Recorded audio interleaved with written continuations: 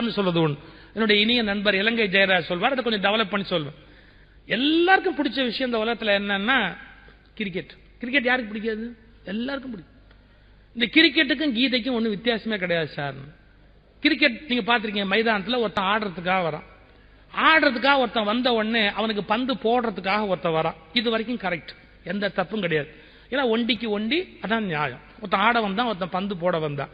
10 பேர் ரவுண்டு கட்டினானே, இது என்ன நியாயம்? சுத்தி அந்த 10 பேர் எதுக்கு வந்தான்? ஒரே வார்த்தை, இவனை ஒழிக்கணும்னு வந்தான். ஃபீல்டிங்கிறதுலாம் நீங்க டீசென்டா சொல்ற வார்த்தை, நான் ஒத்துக்க மாட்டேன். இவனை ஒழிக்கணும்ன்ற ஐடியாவில் 10 பேர் வந்தான். இதுல இருந்து உங்களுக்கு வாழ்க்கை புரிஞ்சு போச்சா? என்ன, ஒருத்தன் வாழணும்னு புறப்பட்டா அவனை ஒழிக்கணும்னு 10 பேர் புறப்படுவான். இத்தனையும் தாண்டி தான் இந்த உலகத்துல வாழ முடியும்னா கிரிக்கெட் சொல்ற கீதை. இது பெருசு இல்ல. இவனாவது ஒருத்தன் ஆட வந்தான், ஒருத்தன் பந்து போட வந்தான், 10 பேர் ஒழிக்க வந்தான்.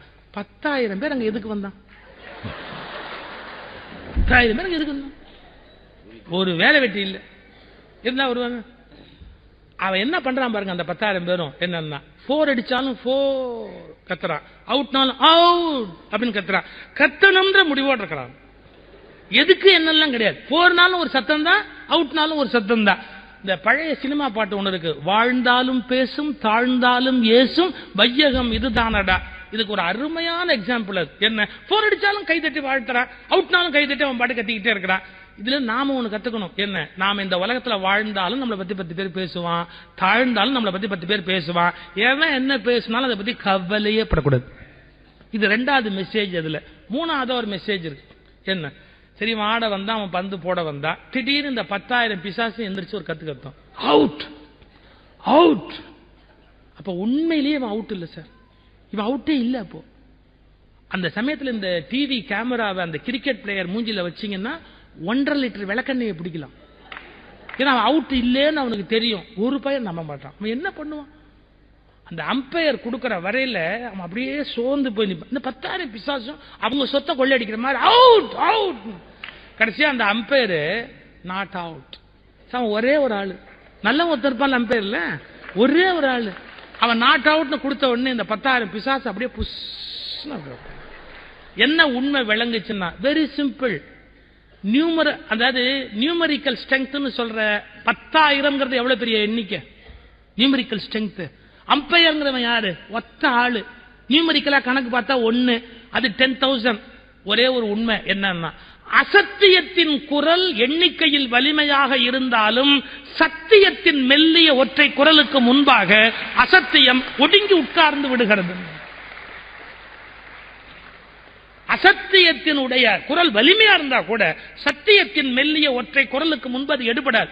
பிரிட்டிஷ் கவர்மெண்ட்டை விட வலிமையான கவர்மெண்ட் உண்டா? ஆமா. மகாத்மா காந்தியை விட இந்த உலகத்துல எளிமையான ஒரு மனுஷன் உண்டா? இந்த உலகத்துல வேற யாருமே கிடையாது. ஆனா இவ்வளவு எளிமையான மனிதன் எப்படி அவ்வளவு பெரிய பிரிட்டிஷ் கவர்மெண்ட்டை சந்திக்க முடிஞ்சது, வீழ்த்த முடிஞ்சதுன்னா சத்தியத்தின் வலிமையினால் மட்டுமே அசத்தியத்தினுடைய ஆற்றலை அழித்து விட முடியும். இது எட்டர்னல் பிலாசபி. கடைசியா அவனு சொல்லி முடிச்சார். அதுக்குள்ளேயே நான் 3 சொன்ன 4வது ஒண்ணு இருக்கு. அதுல என்னன்னா, இவன் ஆட வந்தா, அவன் பந்து போட வந்தா, ஒழிக்கிறதுக்காக 10 பேர் வந்தான். 10 பேரும் அவசியமே கிடையாது. இவனை ஒழிக்கிறதுக்கு அந்த 10 பேரும் அவசியம் கிடையாது. யார் தெரியுமா? இவன் கூட ஒருத்தனை கூட்டிட்டு வந்தான் பாத்தீங்களா, அவன் போதும். ஏன், ஓடப்படாத நேரத்துல ஓடி இவனை உள்ள இழுத்து விட்டு அப்புறம் அவன் சேஃபா மறுபடியும் அவன் நின்னுக்குவான். இவன் செத்தான். இப்ப உங்களுக்கு வாழ்க்கையில என்ன புரிஞ்சது? எப்போதும் எதிரிகள் தான் நம்மை வீழ்த்த வேண்டும் என்பதில்லை. பல சமயத்தில் நம்மவர்களே நம்மை வீழ்த்தி விடுவார்கள். அப்படிங்கிற மிகப்பெரிய வாழ்க்கை ரகசியத்தை கத்துக்கலாம். எல்லாத்த விட என்ன முக்கியம் தெரியுங்களா? ஒவ்வொரு பாலும் இவன் அவுட் ஆக்கணும் தான் வந்தது. ஒவ்வொரு பாலும் இவன் அவுட் ஆக்கணும் தான் வந்தது. அதை ப்ராப்பரா யூஸ் பண்ணதால தான் இவன் செஞ்சுரியை அடிச்சான். உங்களை வீழ்த்துவதற்காக உலகம் ஒவ்வொரு பந்தை எறிகிற போதும் அதை உங்கள் செஞ்சுரிக்கான பந்து என்று நீங்கள் பயன்படுத்துகிற போது உங்களை இந்த உலகத்தில் வேறு யாராலும் வெல்ல முடியாது. இதான் வெற்றியின் மிகப்பெரிய ரகசியம்.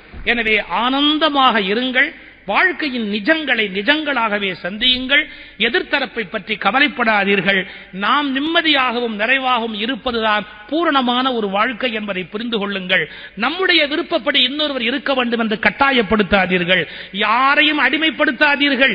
யாருக்கும் அடிமையாக இராதீர்கள். இதுதான் வாழ்க்கையின் மிக உன்னதமான வாழ்வியல் முறை என்பதை சொல்லி, இப்படி ஒரு சிறப்பை இத்தனை நல்ல ரசிகர்கள் முன்பு எனக்கு வழங்கியமைக்காக நகைச்சுவை மன்றத்துக்கு என் ஆத்மார்த்தமான நன்றியை தெரிவித்து,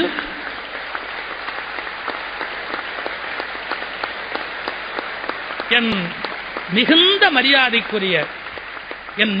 மரியாதைக்குரிய ஐயா ஏவிஎம் சரவணன் அவர்கள், இனிய நண்பர் முரளி அவர்கள், போற்றுதலுக்குரிய பேராசிரியர் பாப்பையா அவர்கள், இப்படி உயர்ந்த சபையில் எனக்கு இந்த பெருமை கிடைத்தமை குறித்து என் தாய், என் தந்தை, என் பரம்பரை சார்பில் நன்றியும் வணக்கமும். நன்றி.